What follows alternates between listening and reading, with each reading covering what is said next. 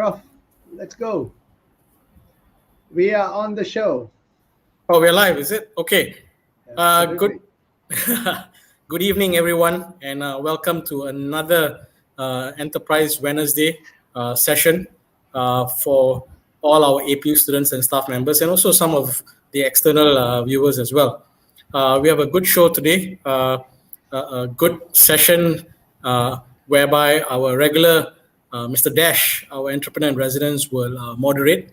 And this time around, we have Mr. Nattu from LottieFiles, who is from the Maldives, and he will share his experiences in his startup.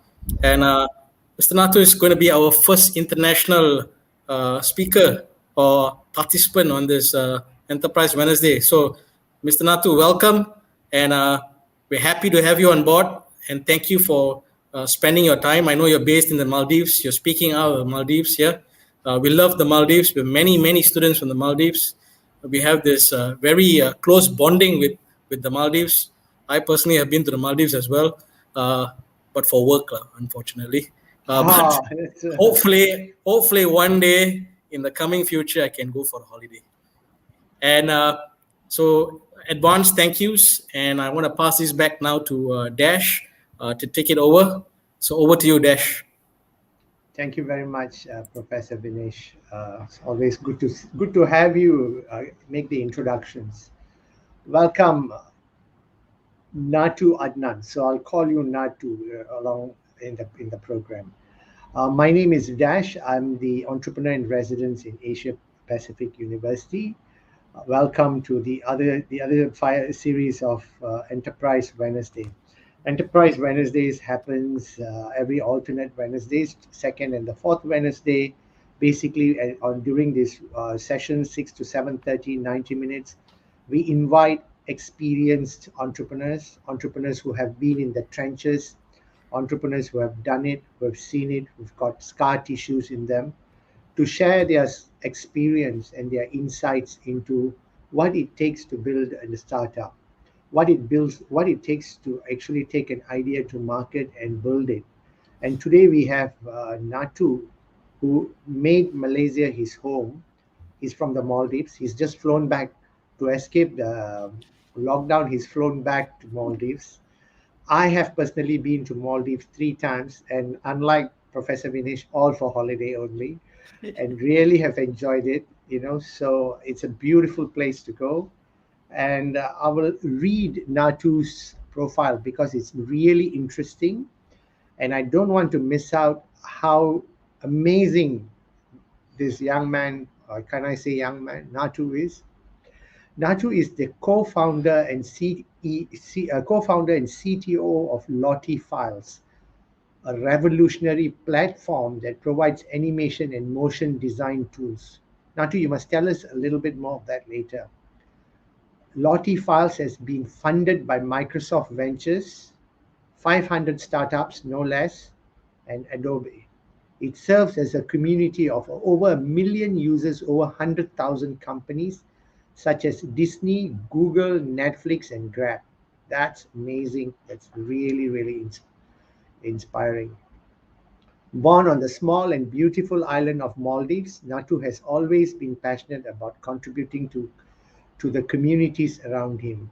With over 20 years of tech and design experience, Nattu's impact has expanded beyond his home country to make a difference in the tech and design space globally. Nattu's extensive knowledge and experiences across various spaces such as tech product, design, social media, marketing, and entrepreneurship make him truly valuable in the industry. His experience include being the lead product designer of Service Hero, an online marketplace for home services. Wow. Senior product designer at Mind Valley, a UX consultant for Bank of Maldives and the Allied Insurance of Maldives, and Soka Malaysia. Wow, Nattu, you are a rock star, man. You are on mute. You've got Thanks a lot, Dash, for having me. You're amazing. You're a rock star.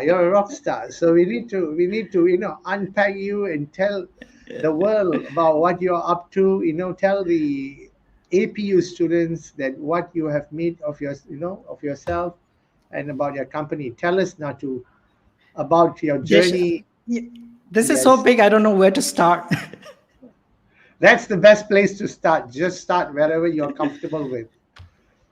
I must say, I'm lucky that I put you alone in the show instead of putting you with another entrepreneur. I really want to hear your story.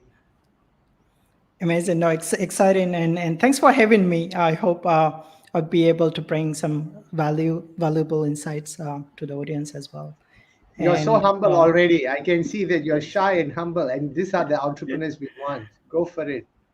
Yeah, so I'll share a little bit about what we are doing as a company. And so this initially started as a weekend project, but later on, we felt like, hey, it's time to sort of leave our day jobs and focus this full time. And initially started with 1 or 2 people, and today close to a 70 people company in last 2 years, 2.5 years, while the base and most of us are based out of Malaysia. And what we're trying to do is bring in motion to design. As you know that these days, people, rather than just reading anything, they just scan. And as they read, usually how we remember things is, as we read something, we create our mental image of whatever we are reading so that we can remember it for later. But these days, people are scanning. So that means that we actually don't create that mental model. And it's harder for us to remember things or engage with things that we are reading. And we've seen how illustrations and photos come into the picture, but motion, we think, plays a bigger role in this, because that's one of the reasons why we remember, like, what can I say, Tom and Jerry. Like when we mention, or it comes to our mind from time to time, because dynamic images or motion graphics plays a huge part of keeping these things forever, mostly. And they're very, very engaging, interactive, and then also kind of connects with your emotion, creating this as emotional experience. So while motion is important, it's so hard to bring this to the products that you work on. Tech developers would know that it's not easy that you can just put a video file on the app that you're trying to do just to make these things interactive. They're heavy and clunky, and this industry is something that haven't been disrupted in last 2 decades.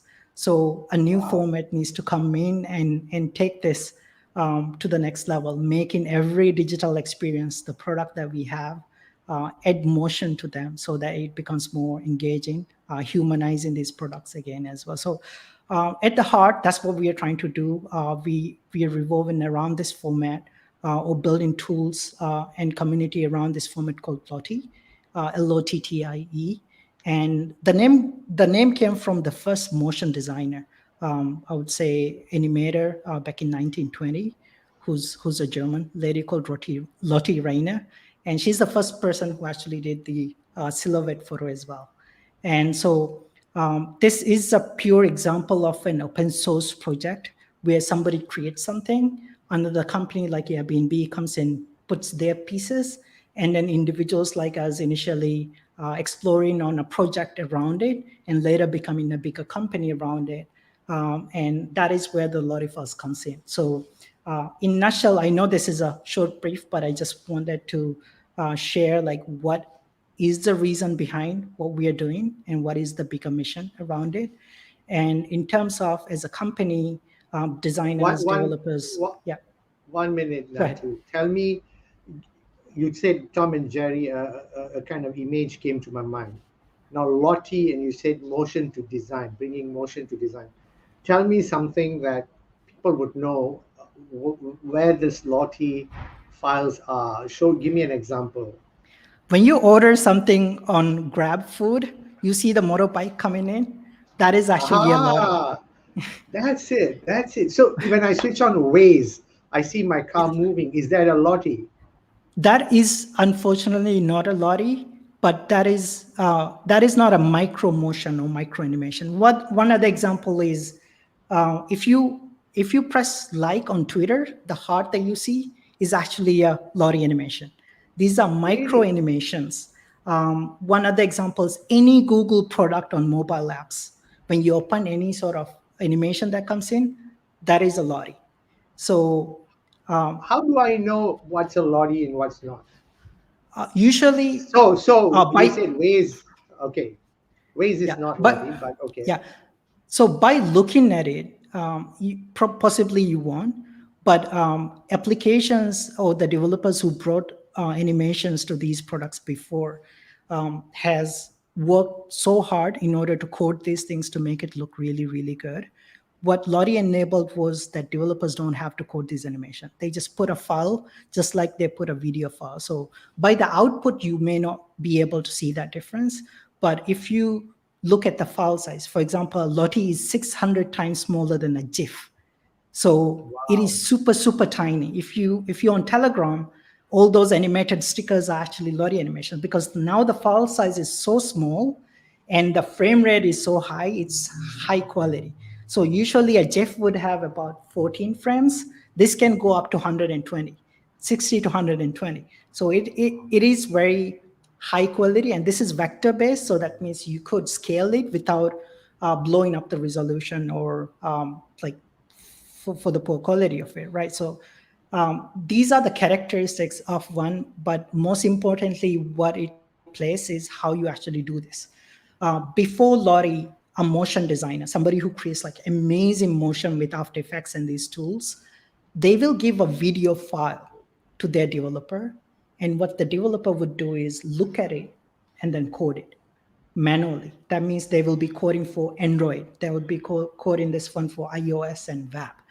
And usually, because this is so hard to do in any project, the first thing gets cut off is motion. They're like, this is the cherry on the top. Let's just cut motion. So motion for the longest time never had a place on the table for any of these projects because it's harder to do and you get to it after you're done that.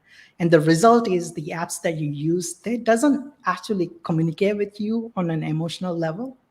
So it was hard until Lottie came, where the motion designers, one file they give to the developer, and developer just put that in just like any other file that they have, and it works across Android, iOS, the web, TVs, watches, and every platform. So by the result of it, you may not see that difference, but you could see the quantity. A lot of people are in the last 2 or 3 years have shipped more motion that they've done in the last 10 years. So Nattu, you lost me at vector and blowing it up and 600 times. So you've lost me there, but it's okay. Let me just let me just go on a bit more deeper. So are you saying is Lottie a generic word, or is that like Google? Can you Lottie this? Is it? Can you Google this? What is it? Well, What is it called? we'd rather say like we Lottie you. Lottie you, yes. So I hope that it becomes that. And right now, this one way to look at this is a file format, just like GIF, File from video. Lottie is a file format because usually in videos you kind of have a frame by frame of what is happening, whereas in Lottie it's a JSON file where it describes what the animation should look like. So that Okay. means when you save a file for Lottie, imagine a circle is red color. But while playing on an Android device, you could even change that to green while you're playing it so that you can manipulate it as you play it. Whereas with videos and GIFs, you can't really do that. So these are highly interactive as you work with it. So can someone put a Lottie on a website? Yes.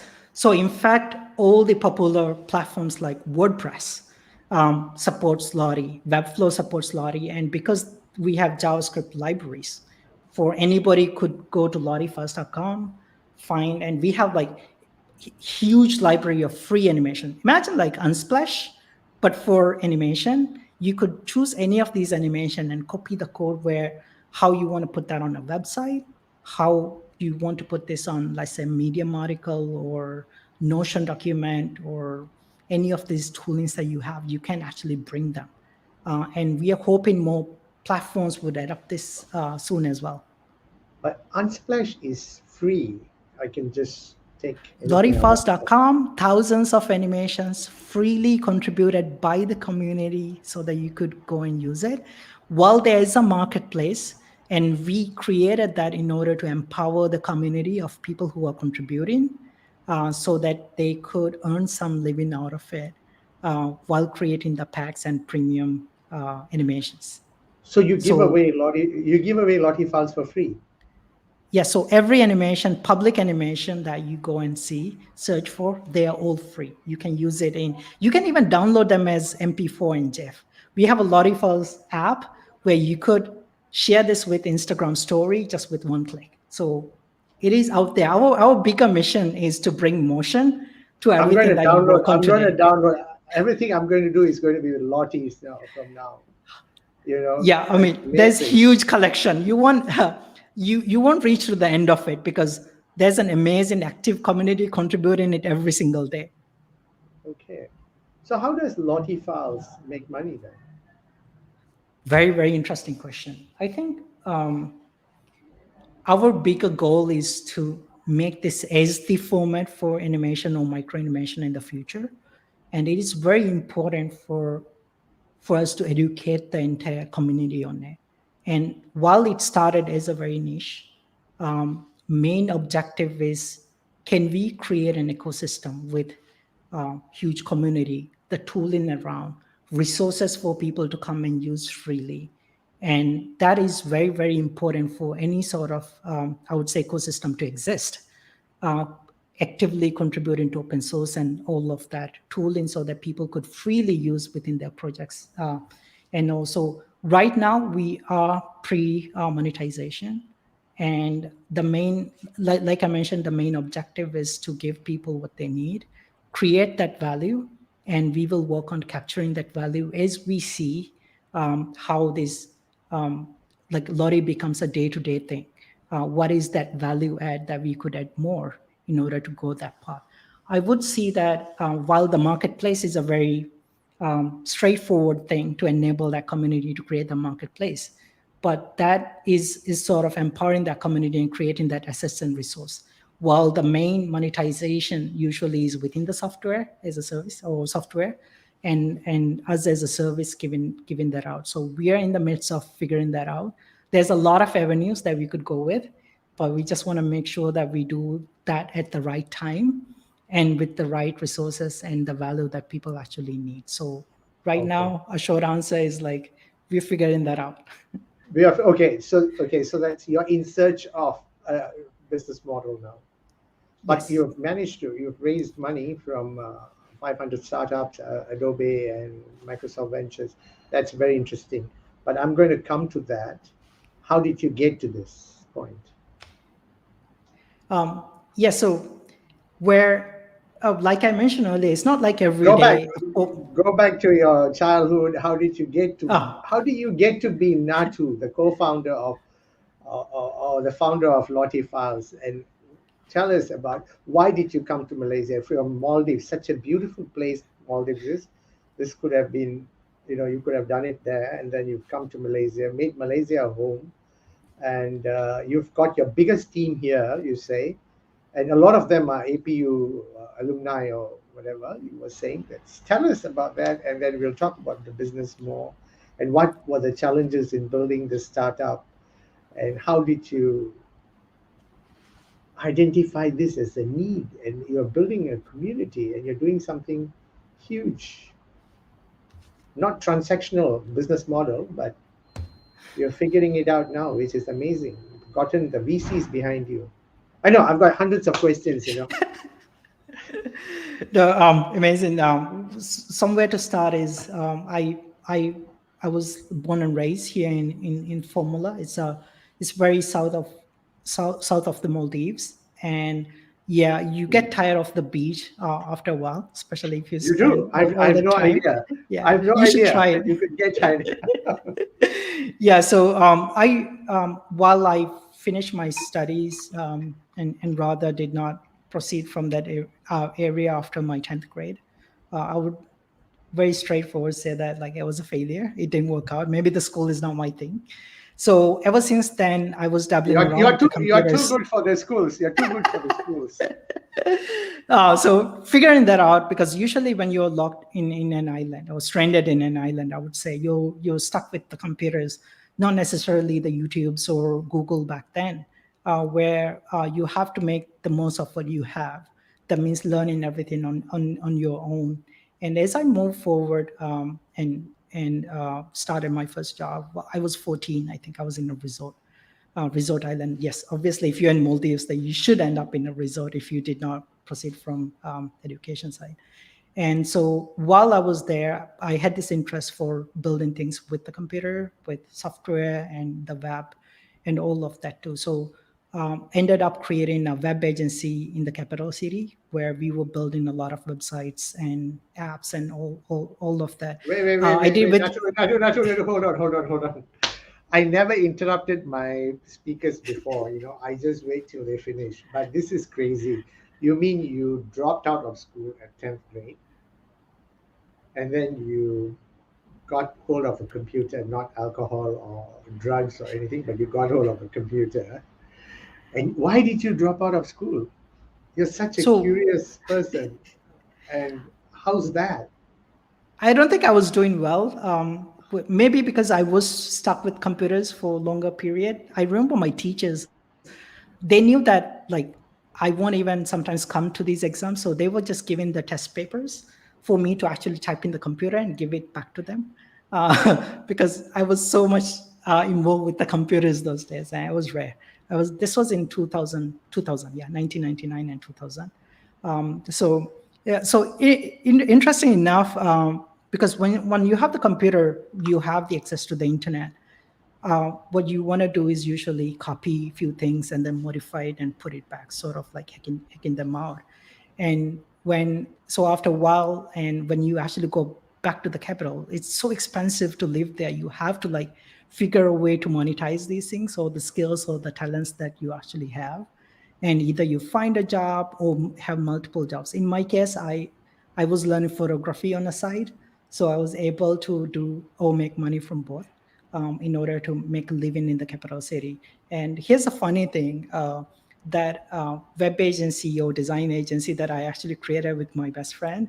What is it called? What is it called? It's called Semicolon. So I actually created it with Javish, who happens to be the brother of Jahin. So we were there, and he finished his studies in UK and came back. And Jahin is, who is Jahin? Jahin, I think everybody in APU knows Jahin. APU, okay. I'm new to APU, so yeah. Okay. Tell us. Yeah, yes. I hope it's not watching. You're going to come and kick my ass. Sorry. Yeah. So one thing that we realized was while creating a web agency, we were the doers. We were just creating software and designing and software. While I was more into designing, he was more into creating that. And we've got so many projects, but it was really hard for us to actually find people who can manage it, like project managers or any of that. We didn't know back then that, hey, we needed a team of people in order to deliver these projects. It was just both of us burning out, sleeping. Like usually I remember the story of like this memory of when we are sleepy, we just move the chair away and then just like go straight to the tiles and just sleep there. So that was our life for a couple of years. And later we realized that, hey, we're burning out. This is not worth it. We are just creating applications for other people. And mostly they don't even use it. They don't even know most of the things that we make decisions. And I was like, hey, I can't do this. Let's just end it there. And I started consulting while starting getting married and starting starting to consult. And so I actually moved to Malaysia around the time, I think 2015. That is when my wife back then, who went to Malaysia for studies. I said back then, okay. For studies. So I actually went there not realizing that, okay, I don't even have a job. But that was the time while I was consulting like banks and all of that in order to create the applications. And while I was in Malaysia, I met another APU student. And then he was suggesting me to actually start working for a company who's more into lean startup. So I ended up, that was my first time exposing to the startup world within Malaysia, while in Maldives, it was almost non-existent. So I was so excited. There's an event happening every single day. If you go to Petrix, you can see, okay, there's an event, startup event Yes. happening. So I was so excited because now I like started seeing people who are very openly sharing their ideas and so forth as well. And with lean startup, I learned that, hey, fake it till you make it, or like doing the concierge MVP sort of a thing. So working with a lot of founders. Imagine like me coming from the tech and design, where now it is a whole new world of thinking that, hey, forget what you know. These are things that you can validate and go along with it, right? So from there, after a while, and so while the startup career and then all of that worked a little bit, the personal life didn't work that well. So, but I moved to another company as a product designer. That was in Service Hero. Service Hero was like growing at that time. They raised about, I think, $13 million dollars from GCV and GGV. Yeah. And from there, that was my career, from a UX designer to a product designer. So more involved within the product of it. Actually learning that term of user experiences to UX researchers, and how you can reflect what you know back to the company, not just the products that you have. And while we were there, is a home service application, but people usually open the app with so much frustration, saying that, hey, I need to clean my house, or my plumbing doesn't work. And Which one is this? Service Hero. So Service Hero is a okay. home. Yeah. So we were thinking of how can we make that experience better. So there was a lot of like icons and illustrations and joyful characters, just to make people happy about the experience through that. And while we were there, we actually tried few of the motion, but it was harder to implement. And that's when we actually saw one of my friend, who's also a product designer, and we messaged saying that, hey, Airbnb released this mobile player called Lottie, and that is interesting. We could take After Effects animations straight to the web, straight to mobile. And we were like, hey, this is really good. Let's explore. So registered LottieFiles.com, not even knowing that what this format is. This was contributed by somebody else 5 years ago, an Argentinian guy called Hernan Torrisi. And then he created a web version, and Airbnb came, and then they saw it, and they did a mobile version. And there was us 3 days after that Airbnb put that news on the web. And we were like, hey, let's take that part. Let's figure out the other pieces. Let's build an application. As a weekend project. And I remember like the initial version was done in about 8 hours in this cafe called Pseudo Brew in PJ, where it's a 24-hour place. So that's where I think all the exciting founders go to build their startups those days. And yeah, so we kept on growing that as a community, because LottieFiles, meaning bring the files that plays on these Lottie players. And later on, this term got adopted as like, hey, this is the file format. But it was actually a JSON file. So it was interesting how the community was building towards this with very, very niche part. But as we started using, not just creating a website and putting these files, we were actually using this at our day job. That means all the pain points that we had, we go back to home and then try to implement these features, and then go back to work again. And so LottieFiles became that side thing that you can't really do at work. You know, all the features that you want to do at work, but you have like your KPIs, so you can't really put it. So you come back home and then you just trace it onto this website. So what's a KPIs? Yeah, so this is more like your deliverables, right, within the company. KPIs. Okay. Yeah. So when you can't really put new things, new technologies that you stumble upon, you can't really put that at work, because you have so much restrictions or variables to think about. So LottieFiles became that thing where anything exciting that we learned, we put it there, not knowing that all the solutions we put it there, it wasn't just for us. There was a community of people who were appreciating it because they were growing with Lottie and they had the similar pain points. And these people are from the world's largest organizations, like Uber to Disney to Google and so forth. We didn't know that because there was not even a user management system. But also at the same time, we were in very close contact with people from Airbnb and then so forth. With their help, we were able to like kept on building this community. And I remember like after a year, leaving Service Hero thinking that, hey, can Lottie be that thing that I go do full time? And honestly, it's still a weekend thing. I wasn't even able to explain what Lottie does to anybody without going over their head. And I went on looking for jobs in other places, even went to Singapore and came back and eventually joined Mindvalley. And that's when I met my other co-founder, who's his name is Shitid Miklani and Kay, in short we call him. And so after a while, we decided that hey, the LottieFiles was growing. Like intention wasn't to build this as a bigger company. It was like, hey, can we register this as a business so that at least one day if we try to make this as a thing, it will. But at that time, there was a lot of downloads. I remember seeing over millions of files, millions of downloads with all the public files that were contributed. And people were actively using the tools that we built because it was so niche. Nobody would jump in to solve these problems. Nobody would even see these problems unless they actually go through that channel. And most of the people who goes through those channels were actually designers who don't even know how to, or who don't even build products around it. One basic example was, in order for you to test a Lottie animation for your Android and iOS, you will have to build an application using your Xcode and tools on your computer, and then play it every time just to see whether it plays nicely on Android and iOS. And imagine a designer building 2 applications on their computer every time they want to test an animation. That was painful.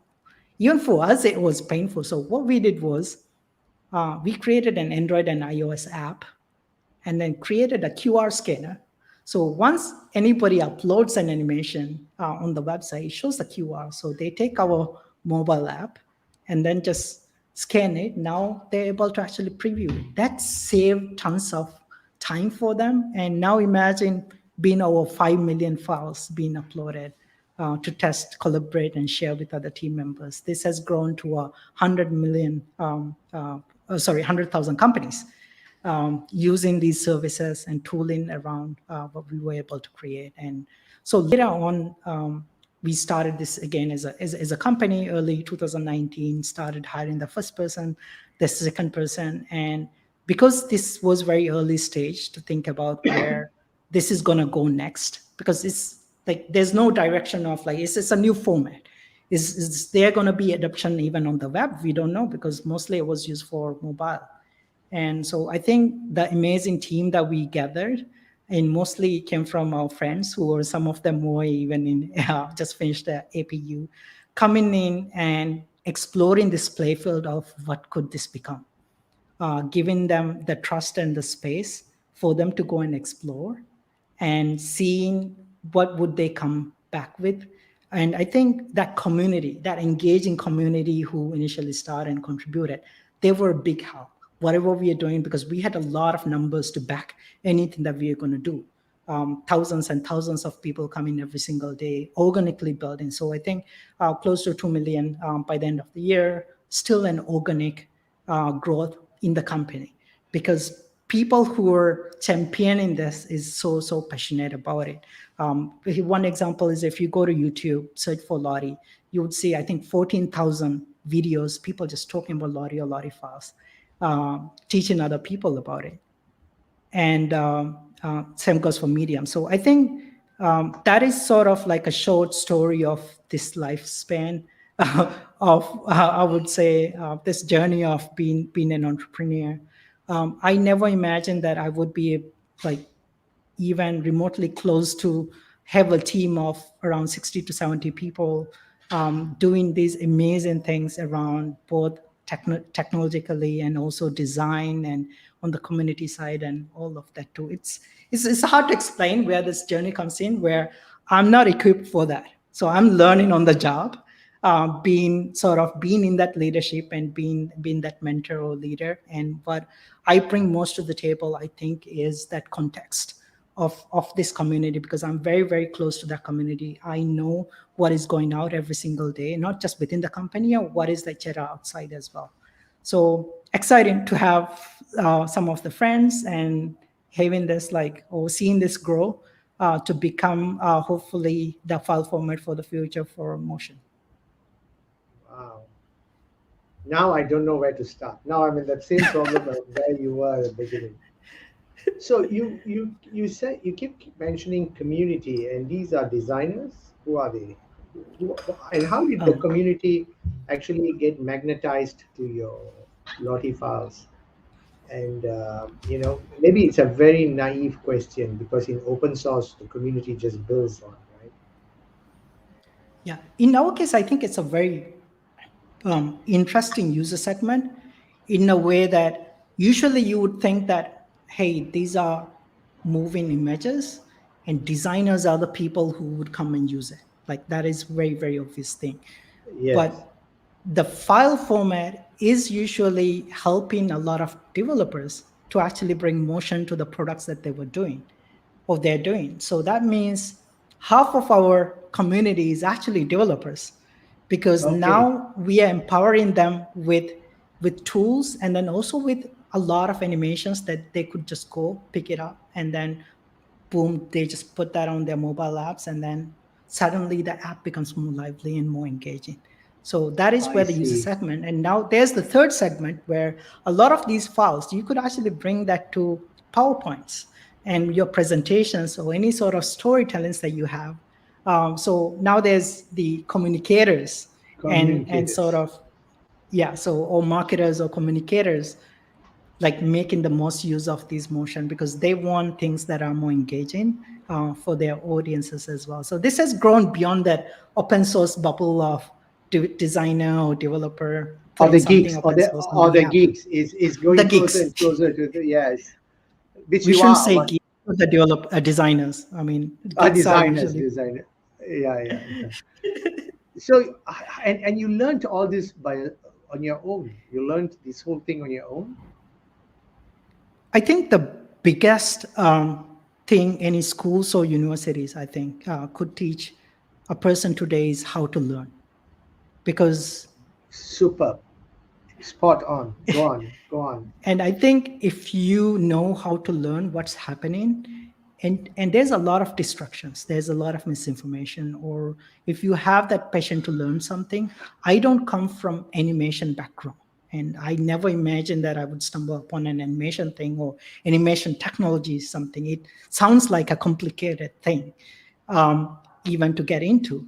So I think when you're interested, it's not like one day you get all of this knowledge, but this is more about a journey. You learn one at a time, and then you see all these pieces coming together. So I'm able to share a lot of information today because I invested a lot of time in this.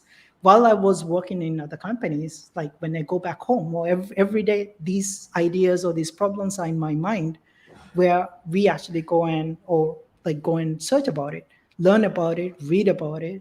I think that's how you create or master in anything. And beginning, you won't know anything, right? So I think being learning how to learn is important.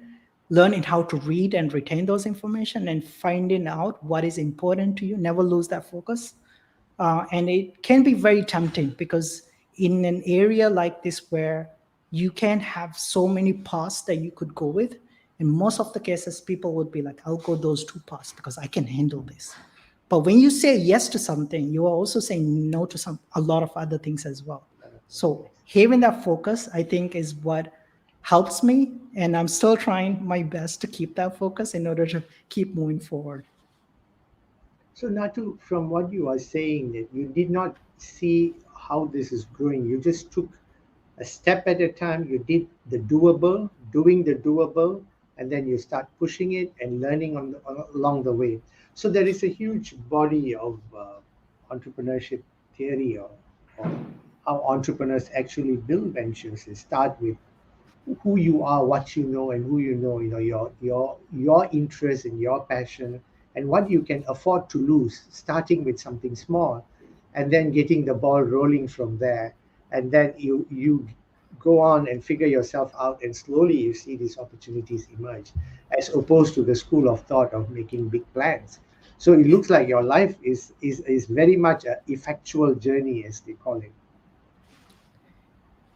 Or did you make a business plan or whatever it is? No, I think you're right on the entrepreneurial journey. I think it could be even accidental entrepreneurs, Accidental, where yes. where like I always imagined that I would be doing tech, coding something and designing something. That was where I get my happiness from, creating something out of nothing. But entrepreneurial journey is usually what you know, just forget about it because definitely you're going to do something new. A lot of New. people, yeah, something new, and a lot of people might think that there's a lot of advice. There's this is the path to success, but this is a Exactly. very individual, very personal journey where you get to make decisions every single day, whether they are good or bad, whether these are happy or sad decisions. You have to keep doing that, but based on the knowledge that you have. And I think having those like personal values and other things that to keep your moral compass in the right way could help. But these informations, usually you make the decision based on the information that you have at hand at that time. And these learnings or mistakes or learnings can help you keep not repeating them and doing the new mistakes. I think entrepreneurial journey, while wearing a lot of hats, and building a team, building a product, and all of that is very, very important. One biggest learnings that I had was thinking that because last 20 years building design and tech thing, people come to me with problem. Hey, Nattu, I have this problem. Can you create an app? So my mind goes in to build that solution for people. It's easier to give the solution. It's easier to give the opinion. Opinion is so free. Everybody can give it for free. And but I think being an entrepreneurial journey or being in a company where while we have a very, very smart, very skillful team, they usually come with problem and then solution. So it's for you to sometimes make the decision, hear them out. Okay, this is really good. Go along with it. I have full trust in you. Here's the context you might be missing. So I'm just passing on those contexts for them. And why this becomes important is there's this book called Hard Things About Hard Things. And I think it's one of the top books for anybody to Some read books, within. yes, yes. Yeah, and Yeah. and where the main part of the book is about people, product, and then the profit in that order. People would, when you invest in the people would turn out the product, and product will give you the profit. I think it's very, very important, that cycle, because as founders we can't focus on everything at the same level all the time. Yeah. Fantastic. Very, very deep, very interesting. Tell me about this funding, the money that you raised. How did you get to the venture capitalists and 500 startups is big deal. Is it Malaysia? Did you get Kylie involved? Yes, Kylie has been very helpful from the start, but I think Amazing, amazing. the later round came from the US side. I see, I see. Kylie is a legend. It's amazing. He's a legend. He's a legend. I want to steal his energy all the time. Yeah, yeah. His energy is bubbling. So what were they finding, and how did they get interested in it? Um, I think one part that helped. So when we were starting, we knew that we had to bring in sort of like capital in order to build this. Interesting part was both of us, me and my co-founder, we are not Malaysian, so it was really hard to build or register a company in Malaysia. So we ended up registering in the US and creating a subsidiary, and then all of that within Malaysia, like a lot of legal paths that had to take. Even getting those bank accounts is a huge challenge. Huge. And so this requires money and again time and commitment too. So for initial capital, we've raised from few friends and family, and then later on 500 came in, start helping along with that. And I think having the advisors early stage, and a lot of initially, like when you start any startup, or like the people who are going to help you are your friends or your connections. It's not like you're going to approach to somebody and do that. Look for those connections, and I think it has helped us, both of us, because we built the connections in our journey of getting there. So we knew who to pick up the phone and who to call on certain things that help us. And initially having the initial investors, and probably they will invest you based on the team and personally because they know you, they trust in you, whatever you're doing. Getting that amount in order to take the next step, which is reach out to the Silicon Valley. And for our case, this is a file format. And if you think about it, something similar like this happened a few decades ago is like Flash. And who actually came about it is if we're building, if all the designers are using Adobe tools to create this, why not just reach out to Adobe? So we got their initial support in order to, from their design, Adobe for Design Fund, commitment and support. We were able to use that to validate, but also at the same time, we have that huge community. The numbers were really good. We never had to go and do this market fit sort of a thing because people are already using it, consuming it daily. The numbers were growing. It's still organic. So that was like its own machine that we were able to show that, hey, this isn't an early concept. This is a platform that people rely on, depend on. If we take it away, this is painful and probably might even stop this journey. So that was when 500 came in and started helping us. And we weren't really ready saying that, hey, we're going to do a Series A or any of that. We are still building because both of us, and while Kay Shittage, he compliments me on areas on the business side, on the investor side, on the finance, and then all of that marketing and all of that was really, really helpful. So while I go deep within the product and design side of things and bring that knowledge from the past, we were able to go and pitch to some of the investors because why not, right?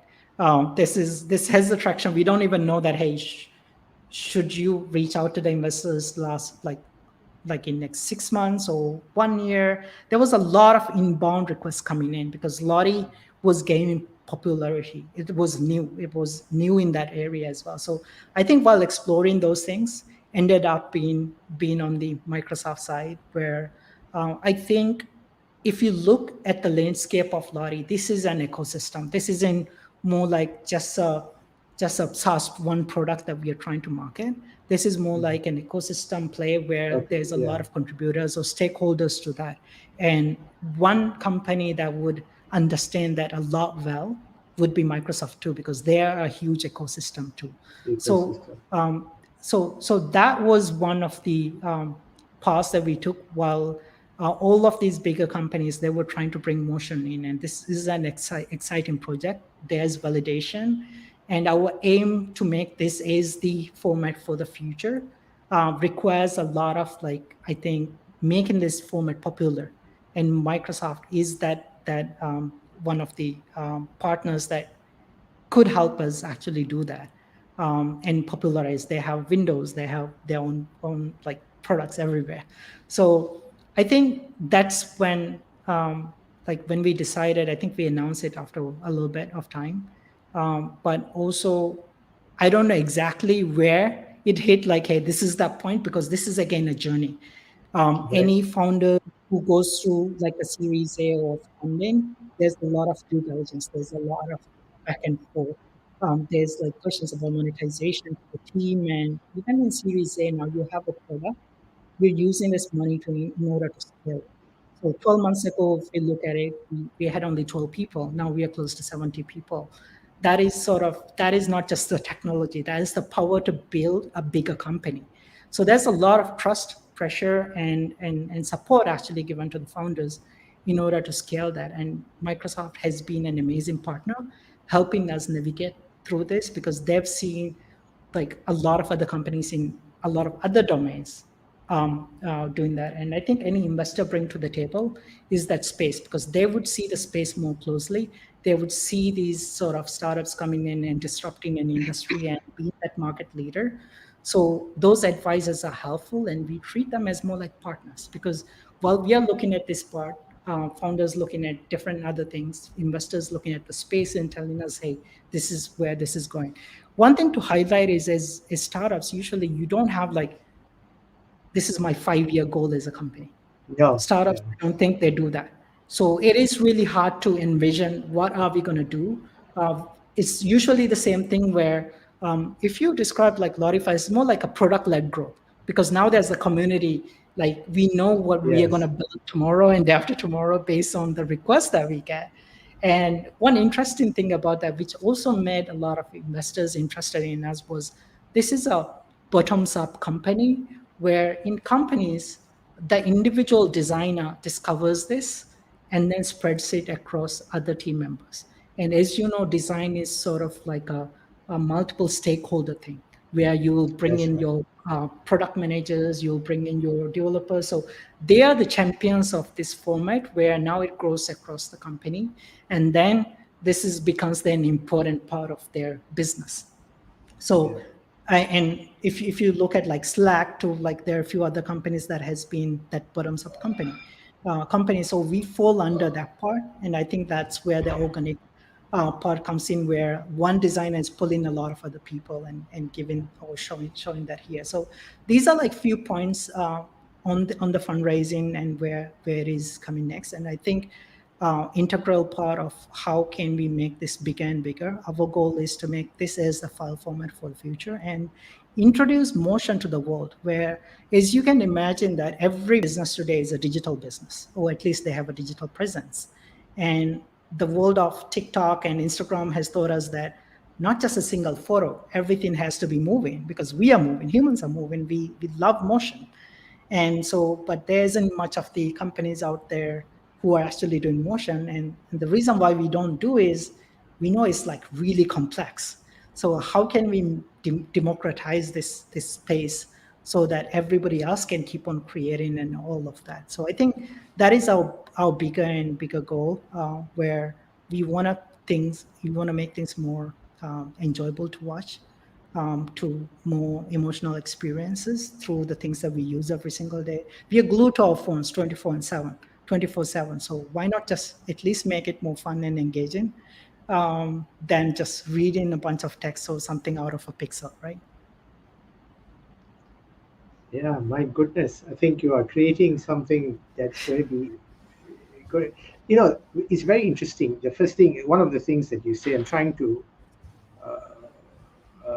connect the dots, bringing motion to design, one of the earlier statements you made, and about learning to learn being this another very important skill that you said universities should actually teach people, or people should just students should learn how to learn. And a startup is a learning organization. It is continuously learning, and a startup entrepreneur is a learner in motion, actually, to be. And it's very interesting that you said also that you're not doing the product market fit. It looks like you are pivoting continuously, because the community is building the knowledge and community is giving you design as you are going along, and you can't build a 5-year plan. So it's very much a learning organization, isn't it? Um, yeah, and as we know, the world is moving so fast. There's always going Absolutely. to be something new that you would, and this goes back to when I like what I think about schooling, because the way that the schooling works is that we are preparing you for the future. And people who, let's say, great to like join the schools today will sort of retire in 60s or 70s. We don't know where the world would be in the next even 5 or 10 years, where how Yes. the job scopes and everything is going to change. So in a world where these variables are very unknown, Unknown. what can actually we do to prepare people for the future? Because we are definitely not living in the world where our parents thought where we would, or our teachers thought we We- would. That's right. We are not living in a predictable world anymore. Yeah, And the schools are teaching people to predict, but we can't predict because it's an yeah. unpredictable world. That's beautifully said. Yeah. And so you got to be continuously learning and continuously going in that, doing little step by step. There's a question here by Trinendo. Hi Natu, I would like to ask, do you think the journey of becoming an entrepreneur is a thing that can't be planned step by step? Yeah, of course. Go for it. Um, Step by step, no, but intention is it has to be very clear whether, hey, I'm gonna do a thing with this thing, or am I not, or am I gonna do this a part-time thing, or I don't have a bigger vision, I'm just gonna play around and see where this goes, or I'm gonna like quit my job and go full-time. I think it all varies on how you form your idea in your head. One example is that before you start doing something, you have this idea in your head for a longer time period, and every single day you wake up with this idea, and then it's like, no, not today, not today. So once you actually decide to do that, you've actually cooked that idea in your mind for a while. So you have all those details coming in. What happens next, you don't know, because now when you start executing, and that's why there's a lot of people with a lot of good ideas, but execution is everything, because you don't know where it's going to pivot, because the moment that it leaves your mind and when you put that into action, you share with somebody else, that's where it takes a whole different journey. In Lottie's case, initially we thought, hey, we'll create a marketplace and we'll make this $1 million business. But what we saw was that, hey, you have to create an ecosystem. There needs to be tooling and all of that across. And this has to be a popular enough format for a marketplace to exist in order to make it bigger and bigger. So there, I would say the pivots, and like you mentioned earlier, like these small pivots that you go along. And one thing about this question is that playing step by step, because if you're a designer or a tech guy, you have a far more responsibility in a startup to make the show going.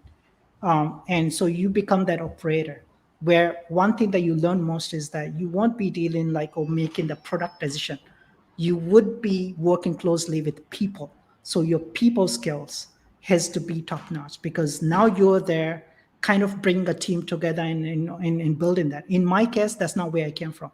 So that means I had to go and learn every single day on what is the best way that I can communicate, what is the best way that I can inspire or motivate other people, what can I do today to enable them, right?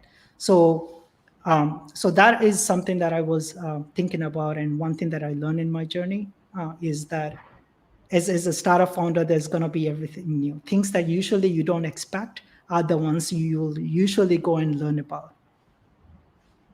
Yeah, I think there is I hope that a lot answers of my question. That yeah, answers the question. yeah, yeah. Great question, Trinendo. There's a lot of misconception about planning step by step. That this is what I'm going to achieve, and that's what I'm going to achieve. And what happens is completely the journey is different, and the startup founders get very, very disappointed because they come in with a fixed mind. But which is what one of the things I always tell the entrepreneurs, that, like Steve Blank says, a startup is actually a temporary organization, right, in search of a business model, a repeatable business model, and you are still searching for figuring out your business model. And when did the realization actually happen that you said, oh, I'm going to build $100 million company, and suddenly say, oh, whoa, we need to actually build ecosystem? How did that?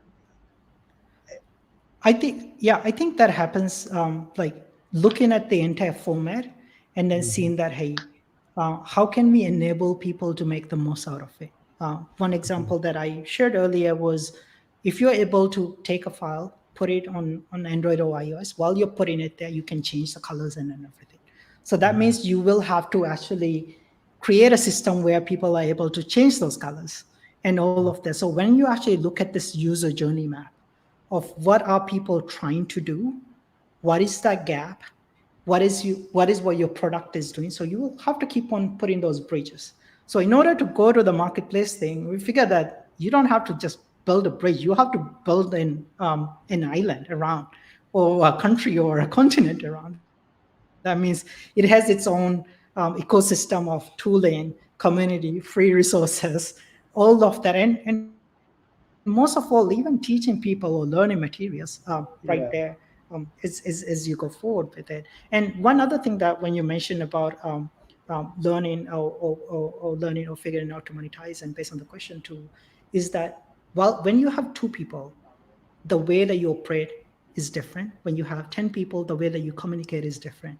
15 people, it changes. So as the company grows, organization grows, the way that you do everything changes. And it's no wonder why bigger organizations move slow, because they're not catering for 5 people. They're catering for like a bigger part where everything is connected with each other.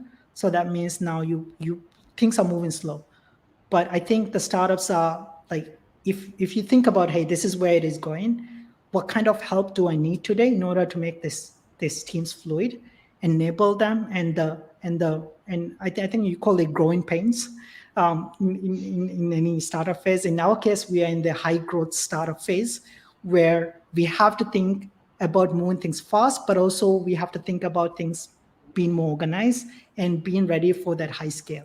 Everything that we do now has to have that scale. While we were two people, we were like, let's just ship it on Friday. And then we'll go over holiday, and then we'll just over the weekend, and we'll just keep on working on fixing things that broke on Friday, right? But now everybody has their own time zones, people are relying on it, and all of that changes. So with any growth of companies, that changes a lot. Everything changes a lot every single month or week. Very nice. There's a question here on, could you share the experience of building the community? What were the challenges? Any interesting stories? By Natsuki. Very, very, very good question. And in our case, we weren't intentional about building the community, but I think creating that value for people to actually see and find and keep coming back for, that is interesting. Usually on the community side, we say, hey, this is more for conversational community or Discord or Facebook group, where that is usually being taken as the community sometimes. But in our case, people come together to consume the free resources or the tools that we had, and that brought people together in a way that keep on commenting. They see other people contributing, that help other people to go and learn and keep on contributing, because they want to be out there. And as you know, designers, they love to teach other people. That's why there's so many YouTube channels and then all of that too. So one interesting story I would say is that often we see people pushing the bar of doing new things. One example is very, very early stage. We saw, while Lottie is a motion thing, we saw New York Times using Lottie as their logo and few other icons, because for the dark mode and light mode, this is like even before the light mode and dark mode became popular, they were using Lottie because they could manipulate this runtime. So they were actually moving all the aesthetic things to Lottie's because it was easier. So there's a lot of different use cases that you could see around. If you go to LottieFiles.com/showcase, you could see a lot of these like Disney to all other toolings, popular websites and apps like Headspace, and even in Malaysia, I think Boost as well, and Gojek, how they're using it. The interesting part is this came from the community. It's not like one day the company decided that, hey, we are going to put a motion, because this came from that one single motion designer within that community, learning and exploring from other people and bring that back to the table, and then convince everybody else in the company in order to actually move that to the apps that they have today. So that's the way. Yeah. The spirit of the internet, actually, just the community. Yeah, in short, create value, give value, people will come. Yeah. Very interesting, very interesting. I would like to ask how you know what thing that you're interested in a big success in your life. Omni said, I would like to ask how you know what thing that you are interested in that can be a big success in your life. How did you come to something? Yeah. I didn't. I just I think there's this famous saying that in a bicycle, in order to keep moving forward, you have to keep, in order to keep your balance, you have to keep moving forward, right? Yeah. So I think all my previous experiences that I had, like failures to both in life and in startup journey, even in schooling, built that resilience and curiosity in order for you to go try things, because you failed multiple times. You learn from those things. So are you afraid to try again just because you might fail? And I think the things like lean startups, or doing something small, because only the smaller things can grow bigger. You can't go and do an empire thing day one. So taking those small steps in order to keep moving forward and have trust in yourself. You're going to do amazing, because every journey is different. There's a lot of resources and everything out there to read. You could read it, but at the end of the day, it's your decision to keep either whatever you're doing, or even not to do is again a decision, right? So I think have that. Trust yourself that you're going to learn in this process, either you succeed or not. And I don't think this is a game, so there's no ending. So that I can't really say like I succeeded. I've learned. I don't know where this is going to go next, right? While we have dreams and hopes, usually it goes in a different path, and keep working hard, right? Interesting. So you mentioned about lean startup a couple of times. Why wouldn't do tell the audience what it is in a Yeah. nutshell? Yeah, very, very interesting thing where usually as a designer or a developer, our first thing is we will go and build the software. We will go and Mm-hmm. build the application and then show it to the world. Mm-hmm. And then nobody comes to this. And people say, hey, there's no value in it. Like, I don't know why I would even use this. But you've wasted a lot of time and a lot of energy. So lean startup is a way that you can mock something, or you could even ask people like, hey, this is my problem, validating whether the problem actually exists, because it could be even my only problem, right? Yeah. Or sometimes when you ask a friend, hey, do you have this problem, they might just say yes, because they don't want to say no to your face because you're so passionate about this, right? So lean startup is a way that you could validate that problem. So now you have that problem. What are the possible solutions? And then validate that solution with them. And sometimes people don't really like those solutions. So you might Yeah. go and try something else. So that's why you have this mentality of solving the problem. Is in like you fall in love with the problem, because there could be possible solutions today, or the way that the world changes tomorrow could be a solution. One example being, let's say, Instagram coming together, where the GPS and then locations may not be accessible in certain areas, might not even work.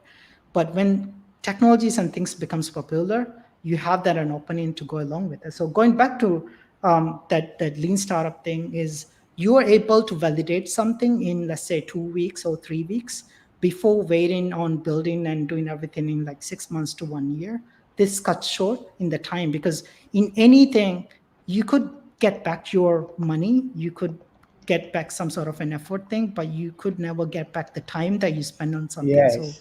Yeah. in that area, I think time is really, really valuable. And before you go out, in order to build something, Yeah. hey, you have some sort of like validation, right? Do check Yeah. out the lean startup, and even on the YouTube there's videos and then all of that too. This is a framework, and it came from all these successful companies like Uber to Airbnb, and how they initially started and what sort of methods they Yes. followed. And I think even in Malaysia it's pretty popular as well. Pretty popular. Yeah, yeah, I know. The lean startup is a way that you fail fast, fail cheap, and Yeah, fail quickly succeed and faster. learn and succeed faster, and basically, instead of doing major market research, you immediately test it with a few people. Lean startup actually makes you think like a truth seeker, basically quickly check and go on. Okay, what are some of the problems you faced from a social point of view?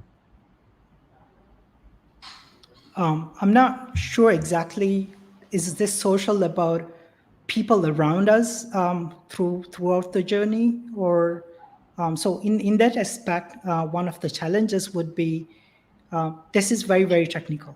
Even starting initially is technical, so that means you may not get support from the social side of things. Like if you think about your family, friends, and then all of that, if you don't understand it, usually you don't know how to support things. And that could be a problem. But for me, I was in Malaysia, and with friends that who were very much in technical and who understood what this is. So I honestly don't have much of information to share on this, and nothing very specific comes to my mind on that part. But I also want to highlight his journey, because the first thing that you start, whatever you start, you have your family and friends as your first support structure. That means encourage people to start whatever they're doing, because people eventually will figure it out, find it out. But giving them support at the very early stage is what they need initially, not just financial support, but hear them out, let them speak, open up, because usually they figure out by speaking openly, rather than in their mind they are just trying to figure it out. Let them explain, even if you don't understand it, let them talk about it and support them and encourage them to go further with it. I think that is sort of a social support that I would actually need, and celebrate each other's successes, and even little bit of success or whatever that you want to celebrate, be there and celebrate with them. And most of your team is in Malaysia, and are they all mostly Malaysians, or are they from all over the? So yeah, a large part of the team is actually in Malaysia, but we have people in like team members in Penang to different parts of KL, but also while the company is registered, like, and we operate in US as well. So mostly Okay, financial side, legal side is in the US, and in we the have a small. US. And then also we have people in I think France, London, UK, and then Luxembourg. And we recently acquired a company called Icon Scout that is in last January. It's a design marketplace where there's icons, illustrations, 3D, and all of that. I think about 4 million of them. So it's an India-based company. So I mean, so we have a team in India, and then obviously in Maldives. And yeah, we have new team members coming everywhere. So I think truly now we experience that. I would say the distributed teams coming in, where now there's time zones, where the importance of not interpersonal communication now is more for virtual communication. So you have to be mindful about the way that you communicate and all of that. So a lot of learning, a lot of challenges as we bring people from across the Wow, world, because it's a global, it's this a is a global global team. business.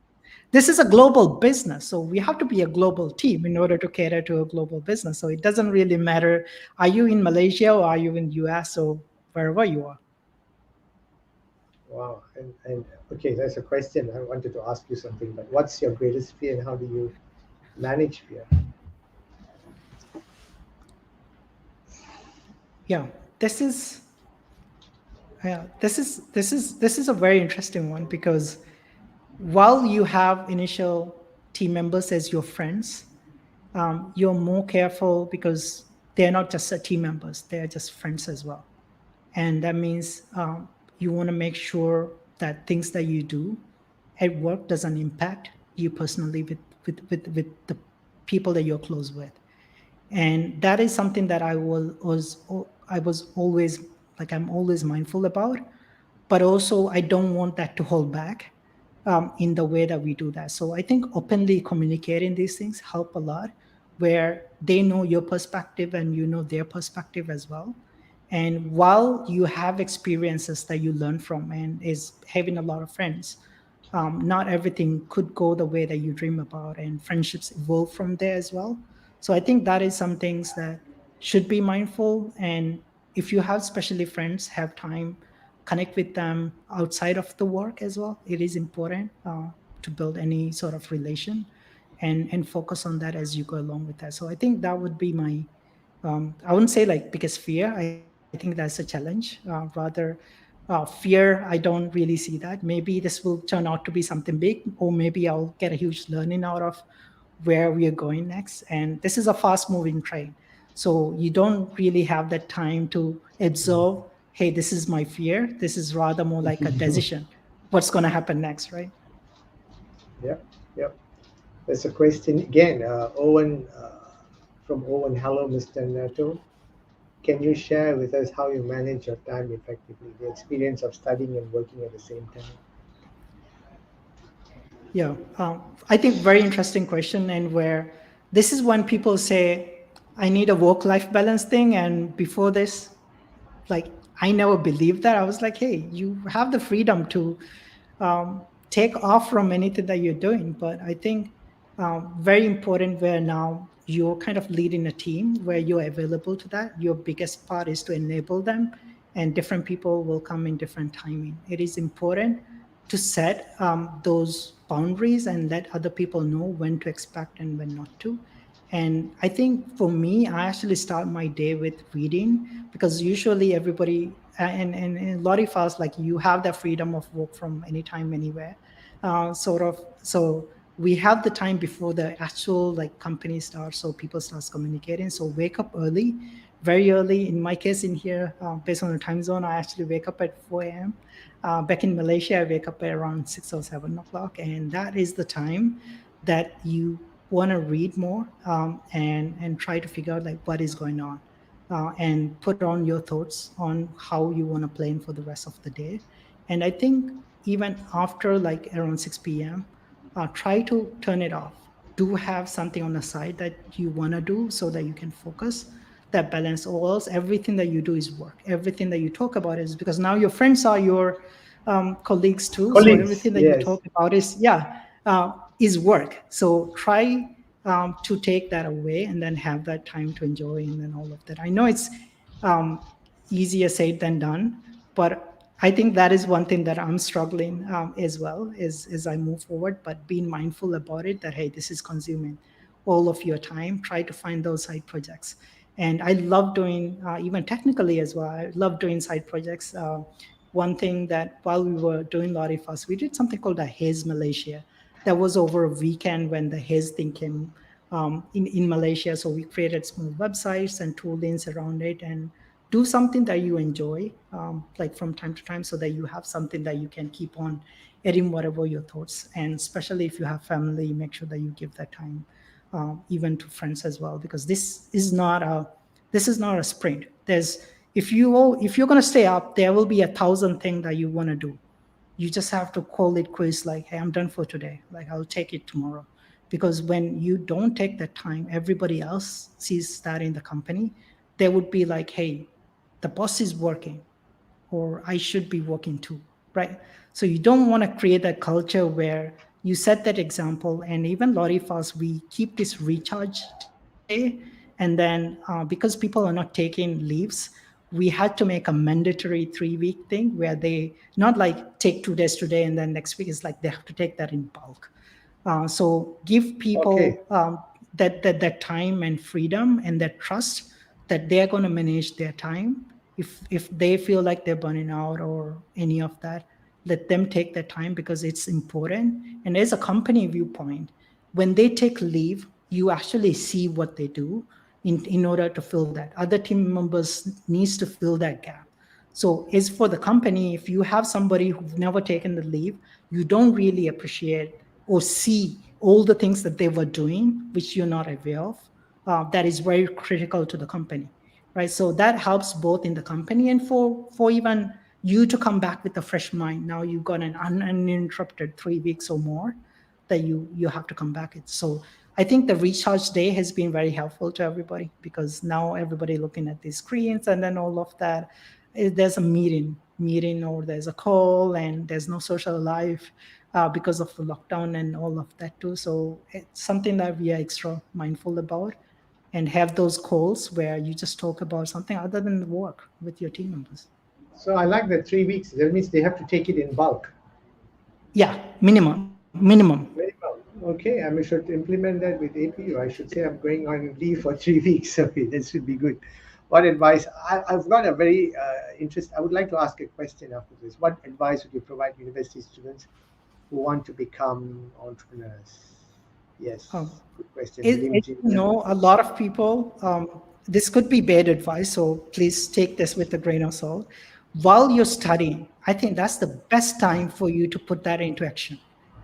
Whatever you learn today, go try to put that into action. Figure something out because that is a journey. And I think what an exciting journey. If you're studying, you should figuring that out on the side and apply whatever you learn into that. These are two exciting journeys, and probably it will go either ways. Either you quit, drop out from your university and focus full time on the startup, or you will kind of stop working on the startup and go learn. Either ways, you're going to bring a lot of things to your table from either parts.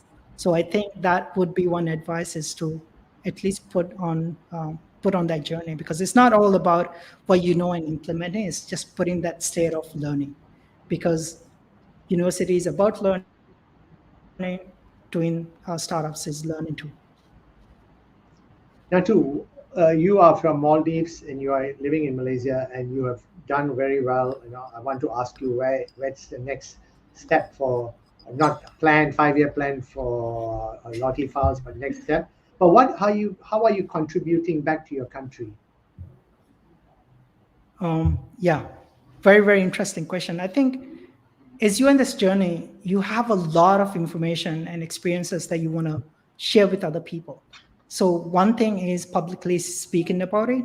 The other one is to create even platforms that you could easily share this. So I run a small, I think Maldives' first tech news website. It's called technews.mv. It's all in our own language. So having a team of amazing writers that who brings the world's technological knowledge and to pass it to even the kids today so that they could learn about ML, they could learn about AI, because this is the world, that is the world that they will grow up to be. And so help with that. And I've always been very much engaging with the community projects that comes around. One of the first projects was a crowd-based journalism website enabling sort of writers or even students to become writers in the side of journalism and share their opinion. And I've always been on the community side of that. So that is there's so many things. Every day becomes sort of like a mentorship thing or inspiring somebody or share with and also one part is to hire a lot of amazing talent from Maldives. So right now I have, like, I'm jealous of them where they get to work from the beaches and work for like international company and working with amazing brands in the world right by sitting here on a beach in the Maldives. So I have my team here growing really fast, and some of them are like I mentioned, alumni of APU as well. So exciting. Yeah, I think Maldives has a very small community of people. I think getting them to be powerfully in tech savvy would be the next wave to help the diaspora, I would say. There's a last question, but Mr. How did you start a business and a company to overcome to be a success? I think you've been sharing that story. Yeah, I don't know exactly how to that is start a movement, start a community, and get people together, because no company you will ever make it to a success without the help of other people and the people that surround you. Yeah. Okay. So that's what you're doing for Maldives, and the young people are going to learn from it. Okay, there's one more question. I believe that physical and mental discipline. Do you agree, and why? And how do you keep yourself fit? And how do you spend additional your free time? Maybe? Yeah, I mean, on the first part about physical, I'm yet to work on that a lot, because keeping that discipline is very, very important. And I think even the lockdowns has disrupted a lot of that disciplines that you usually have. But in terms of mental, I think because you're in this for the longer run, it is very, very important to have that mental discipline and sort of work towards it. If there's something bothering you, for example, can I bring that to work? If I'm having a bad day, should it reflect or should it affect the people that I surround with? And I think that is important to communicate these things and work towards that. If you feel like you're low, you're burning out, you're low in energy, and then all of that, to take that time off, focus on that, but also let the team know that, hey, this is what. So ask for that help, or have people that you could actually share with, because building a startup or being on the entrepreneurial journey can be very, very tiring, because not just a product and you're thinking about everything, and you're thinking about, now you're responsible for a lot of people.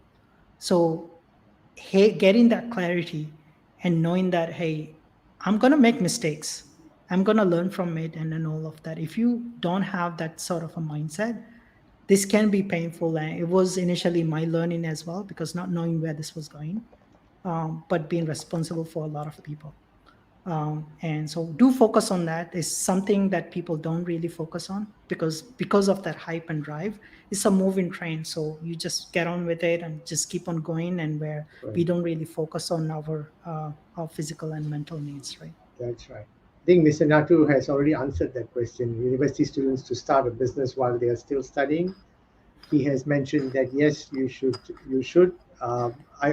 Either one can Start happen. today. Put that on that paper today. You've been thinking about that idea for the last 5 months. I think today is a good day to actually take some action on it. Yeah.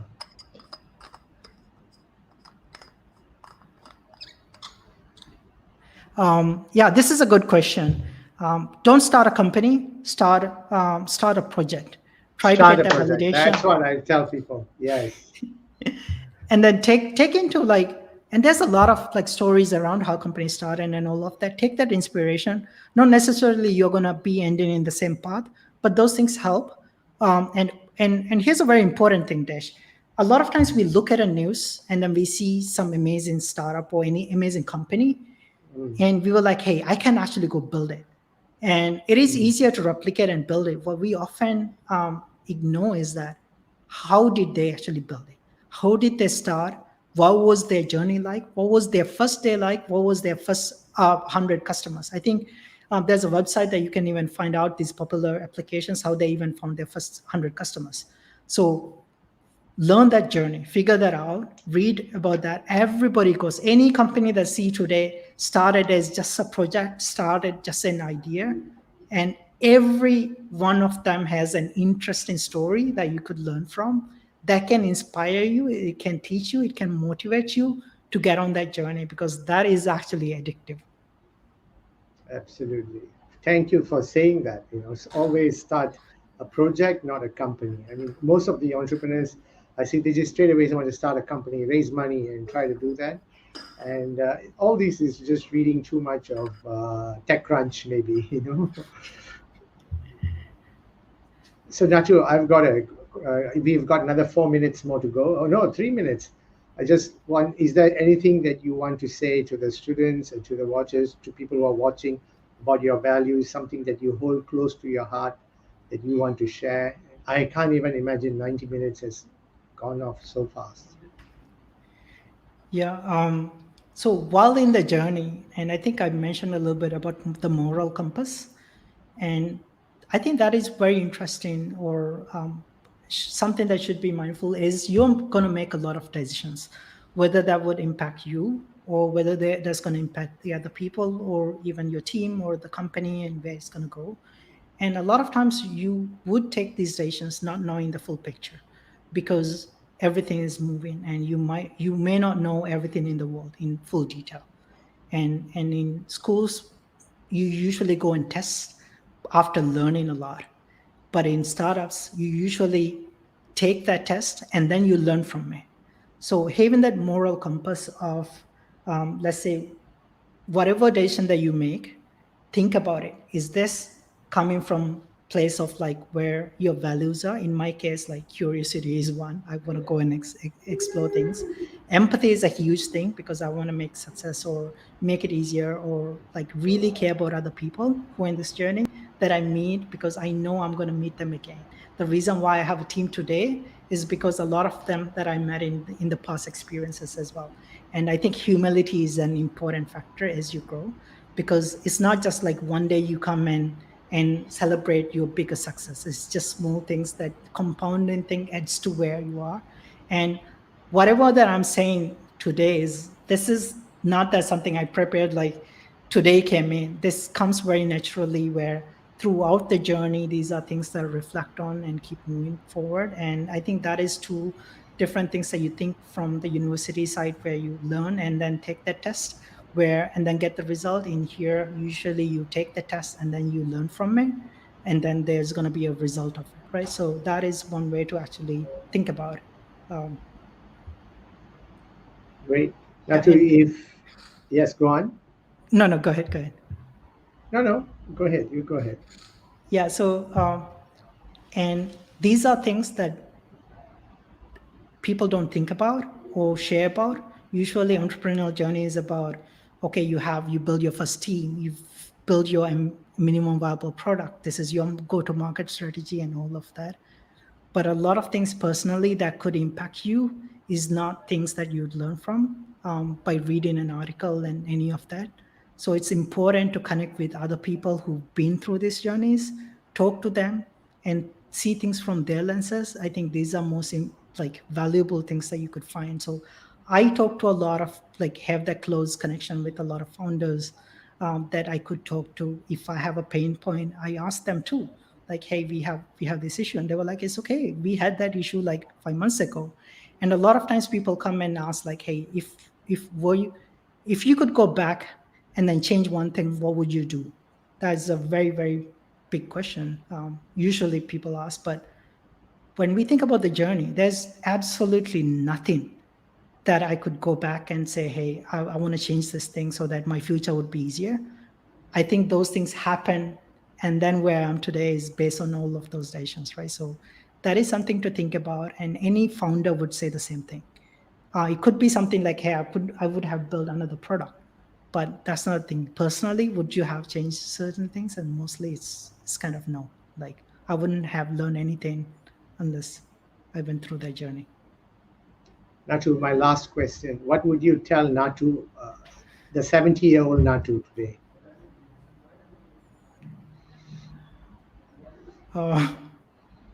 Get some You've rest. done it, man. Get some rest.